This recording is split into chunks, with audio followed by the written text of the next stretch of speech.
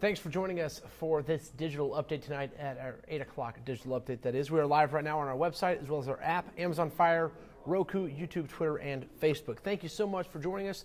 We are following a few big stories today. We're going to go through some of them and then also talk about what we have coming up on the news at 11 tonight.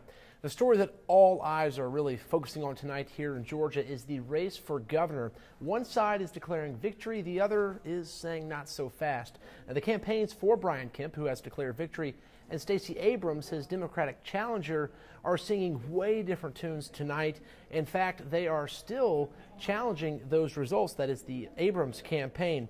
Abrams' team had a press conference today, as did Kemp. Brian Kemp is going a step past claiming victory as well. Today he resigned as Secretary of State and also announced he was transitioning to the governor's office with current Governor Nathan Deal. Nathan Deal introduced him as the governor-elect. I should point out there is no official winner in this race. However, Kemp says the numbers are just not there for Abrams to force a runoff. Her campaign is adamant that thousands of votes remain uncounted, enough for her to force a runoff once they are counted.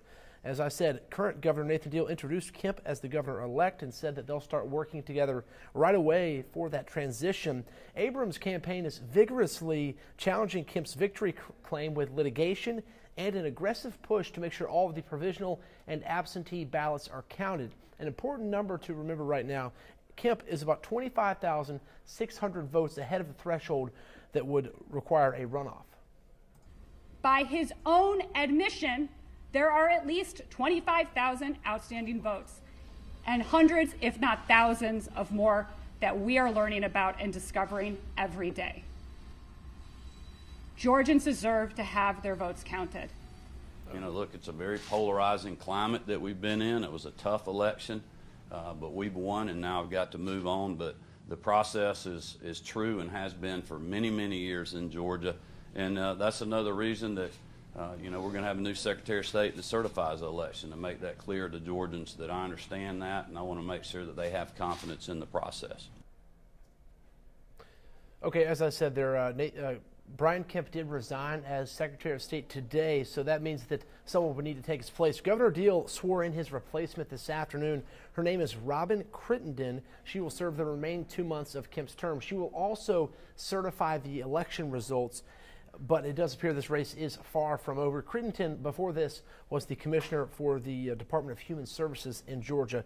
Governor Deal spoke very highly of her. She is the first African-American woman to hold a constitutional office in Georgia's state history. As we touched on a little bit earlier, but Abrams' lawyers are looking into allegations of voting issues across the state, and that includes right here in Chatham County.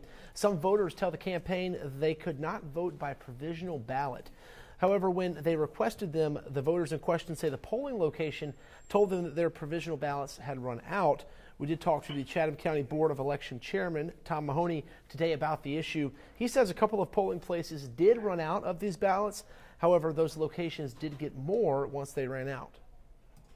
Absentee ballots are on paper, and a lot of those absentee ballots have already been scanned in and counted. But there are other absentee ballots that are not marked clearly, and they have to go through another process to be counted. The Abrams team says they want sworn affidavits from those voters before they move forward with any type of lawsuit against Chatham County. Meanwhile, though, they did file suit in Dougherty County because they believe Hurricane Michael caused problems and delays with mailing out those absentee ballots as well as returning them. So that is a lawsuit we will continue to follow for you. Once again, that lawsuit is in Dougherty County over in southwest Georgia, in the part of the state affected by Hurricane Michael. To the court beat now, a story in the Low Country we've been following all week. Our Sean Evans and Meredith Parker have been in the courtroom for the trial of the man accused of causing that wreck that killed WTOC's Don Lagana. The wreck happened a couple of years ago just on the other side of the Talmadge Bridge in South Carolina on Highway 17. Cleveland Coleman was charged with 3 counts of felony DUI causing injury and then 1 count of felony DUI causing death. The jury returned that not guilty verdict earlier this afternoon. Meredith Parker was in the courtroom for that. We'll have much more of that tonight on the news at 11, as well as in our digital update tonight at 10 o'clock. Jamie will be back for a weather update at 9. Once again, though, we will have much more on the governor's race as well as that trial there in Jasper County tonight on V News at 11. Thank you so much for joining us, and have a great night.